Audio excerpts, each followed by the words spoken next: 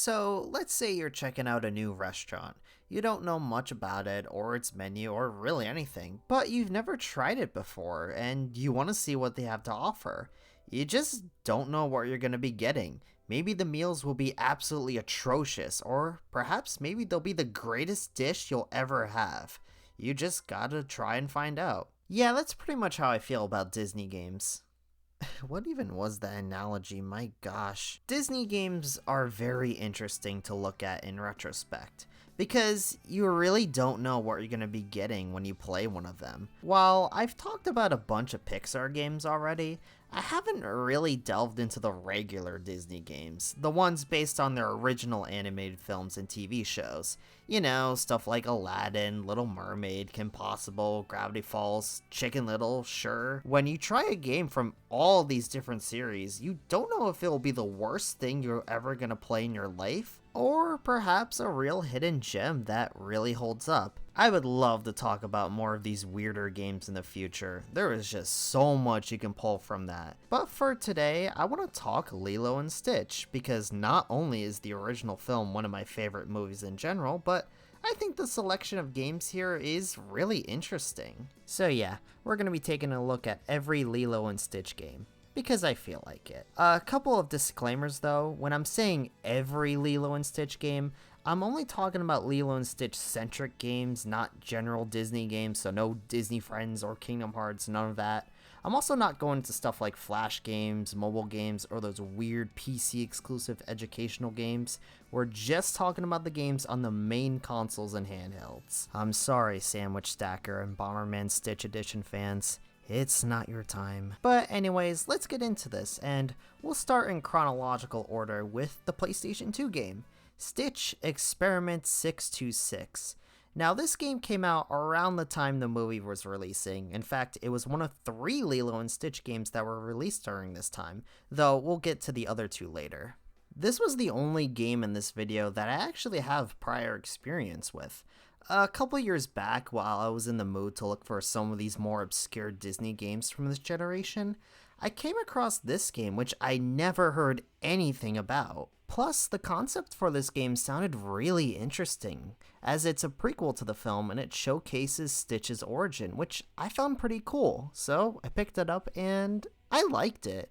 It wasn't anything crazy, but I liked it fine enough, but that was also years ago, so I'm not really sure if it still holds up. But hey, that's what this video is for. This was developed by High Voltage Software. You'll probably know them best for a bunch of licensed games, and a few cult classic games here and there. So like I said, this game takes place before the events of the film, and basically Jumba is looking for more DNA, so he sends Experiment 626 across the galaxy searching for more DNA. Along the way, dealing with this rival scientist named Habit Trail, a jealous experiment named 621, and Gantu is here too.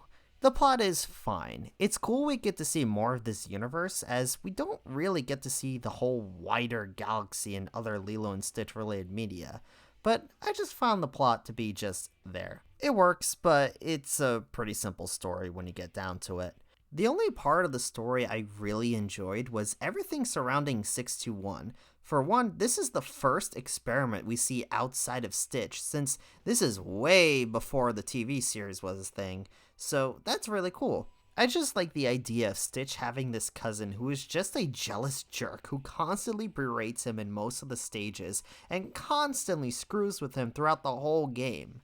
And then you get to his boss fight, and he is so petty that he steals a good amount of DNA strands, uses it to mutate himself to try and best Stitch, and he still loses like a chump after all that talk about being better than Stitch. This dude is such a loser, it's hilarious. Like I said before, we get to see more of the wider universe in this game, and I gotta say, I really dig the atmosphere all these stages evoke. Like, yeah, graphically, it's certainly a PS2 game, but I really like how all the stages give these alien worlds a darker and bleak atmosphere, especially with the soundtrack complementing this, though I find it funny that one of the songs is literally the Shadow the Hedgehog menu theme. I'm not kidding, it's literally the same song.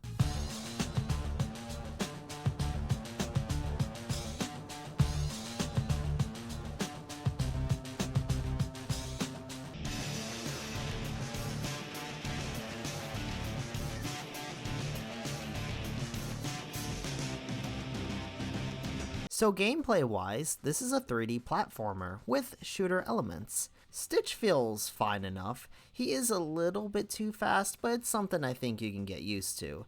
The movement works well enough for a game like this. But the main gameplay you'll be doing is the gunplay and the various gadgets you'll be using. We'll start with the gunplay, which is pretty much what you expect for a third-person shooter.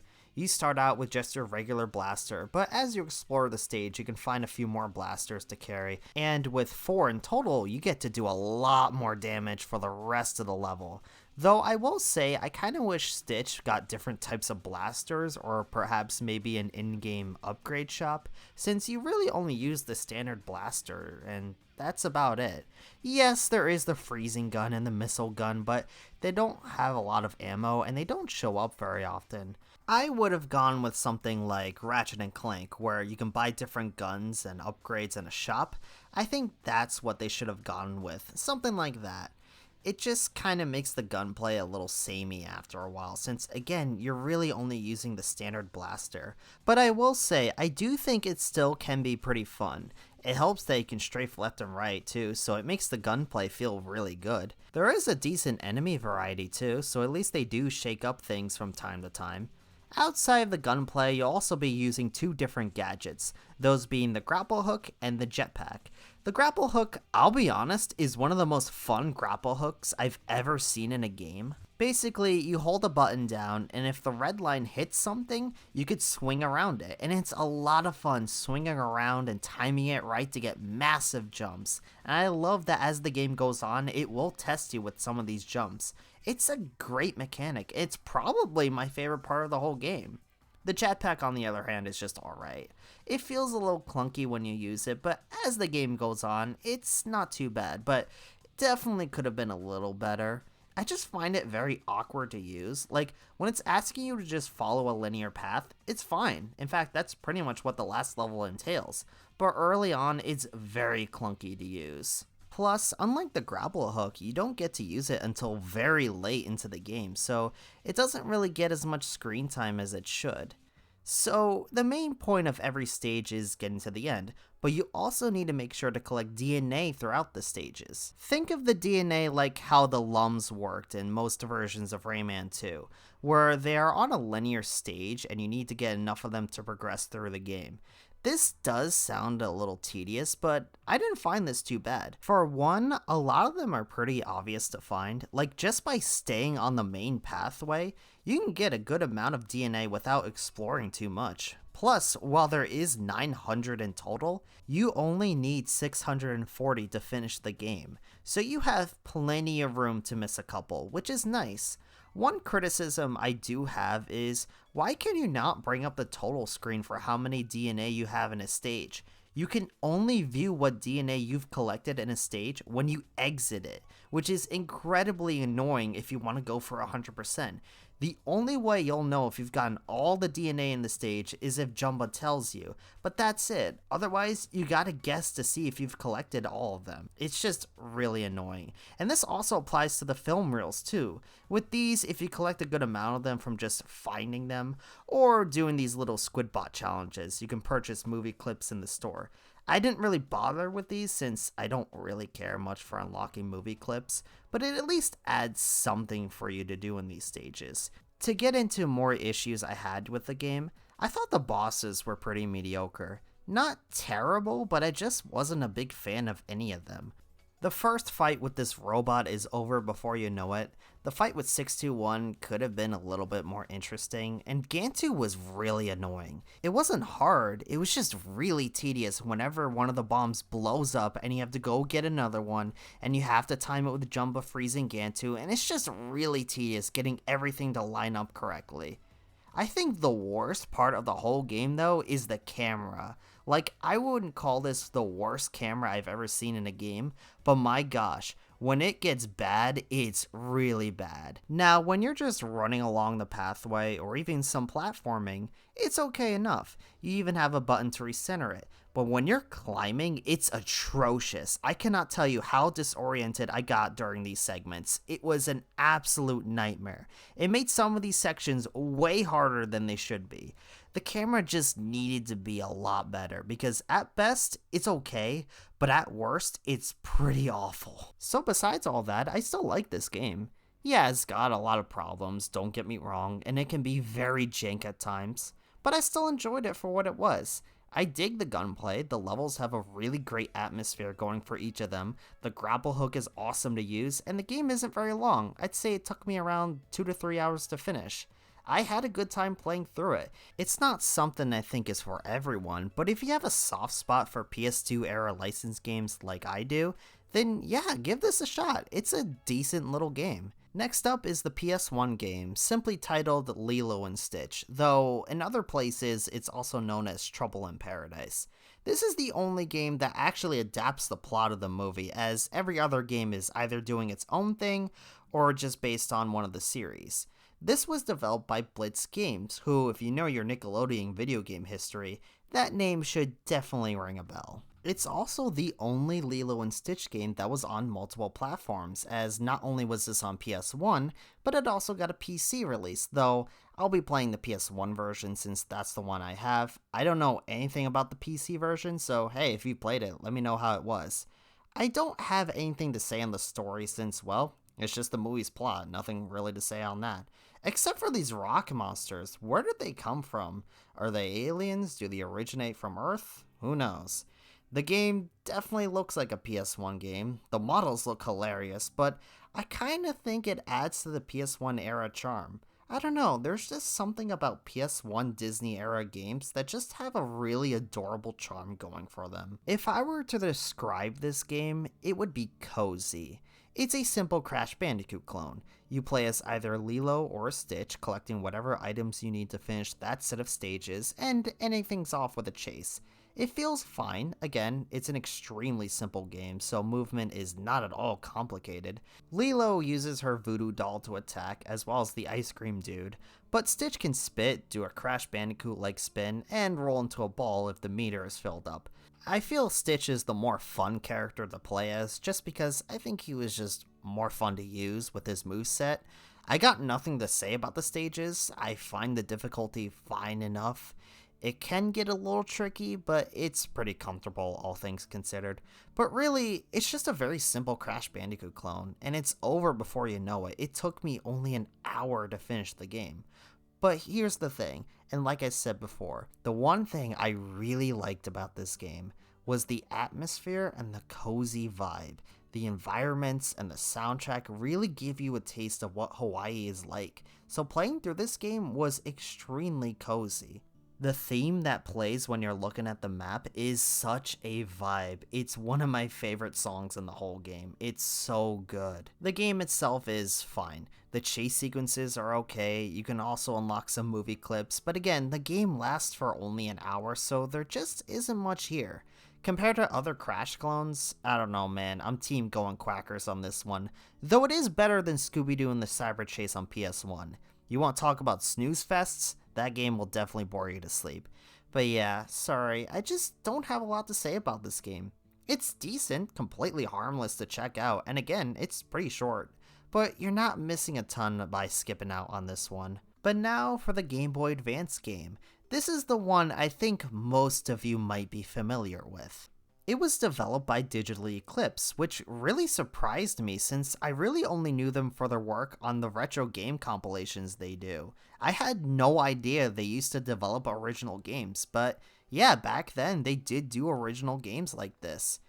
This game, though, has a really strange plot. This takes place after the events of the movie, and it sees Lilo getting kidnapped by this alien mosquito scientist, and Stitch has to go across the galaxy to save her. Yeah, we just straight up have an original villain for this game. He's never been in any other Lilo and Stitch related media. He was created for this game. It's just wild because he does not look like a Lilo and Stitch character. He looks like something I'd see in Metroid, not Lilo and Stitch. But, you know, it is still pretty cool we get to see more of the universe. There's still a good amount of game exclusive characters we see, particularly with the bosses. So it's still all pretty neat.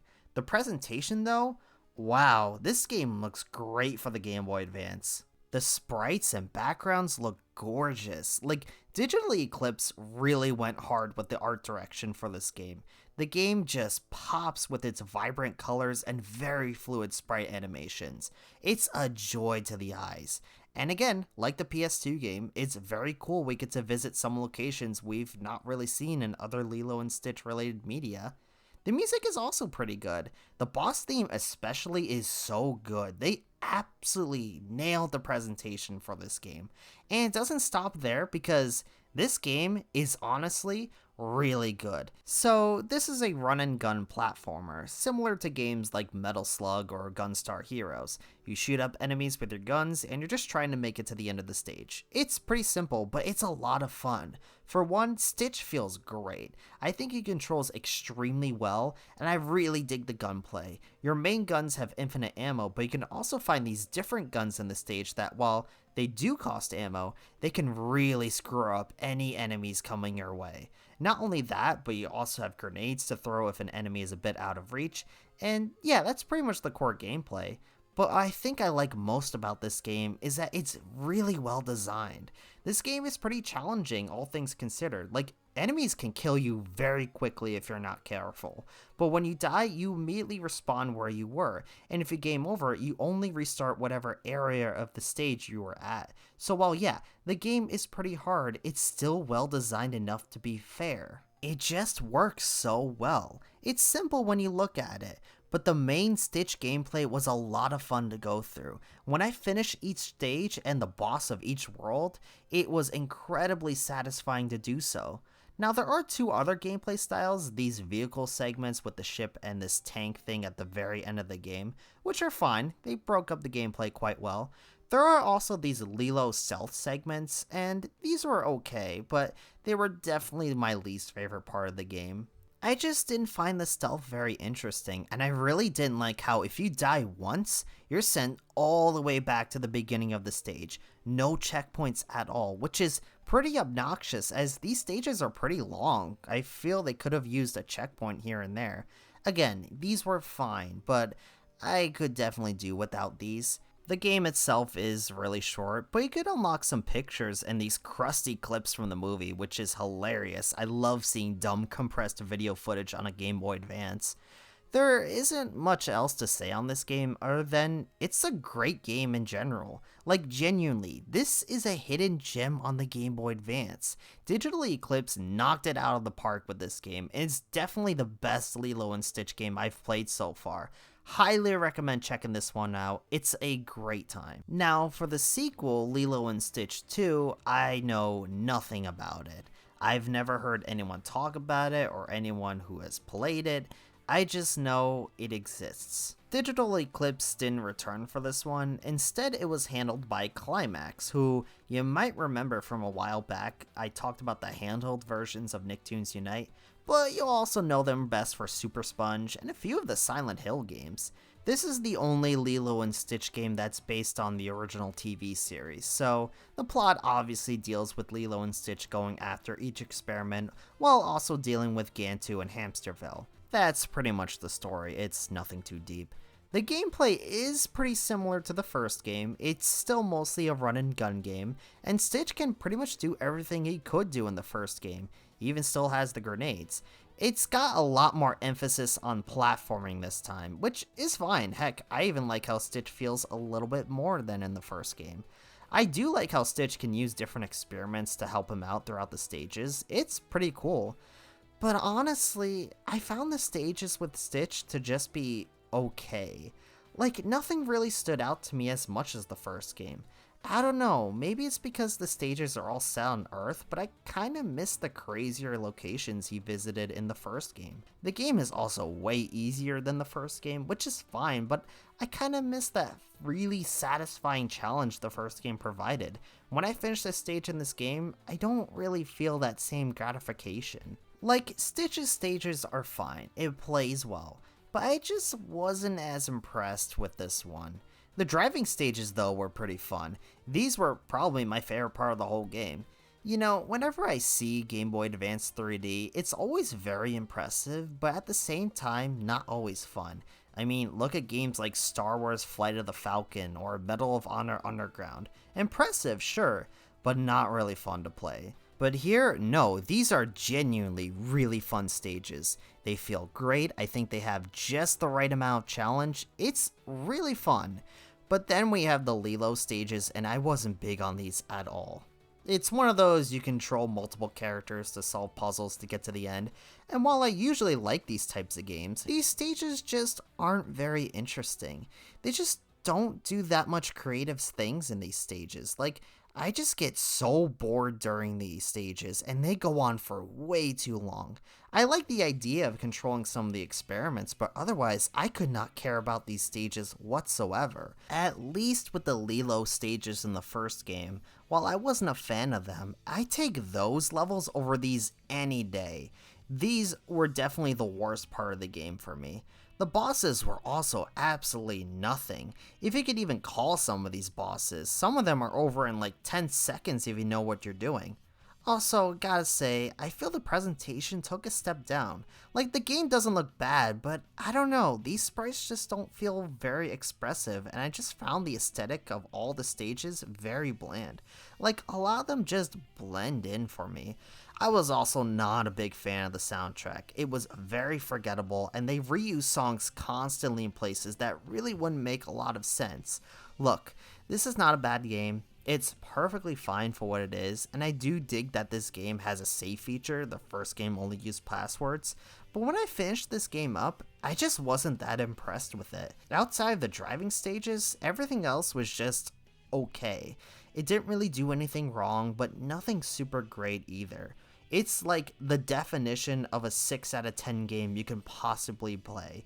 It's just such a forgettable game, and I was on autopilot throughout the entire thing. Again, it's not a bad game, it's fine, but I wouldn't blame you for skipping out on it. Now for the last two games, the Stitch Jam Duology on DS. We're just going to talk about both of these together since they are pretty similar and I don't really have a lot to say about them. So these two games are based on the Stitch anime. I never watched this show, mostly because where I lived it only aired for a few days, oh my gosh. So I just never got the chance to watch it when it aired, but who knows, maybe one day I'll check it out. Both of these games were developed by a studio called Cattle Call, which I'm not super familiar with, but if you're really into RPGs, they've done a couple games you might have heard of. As the name suggests, these two are both rhythm games, which I was honestly really excited about since I'm actually a really big fan of rhythm games.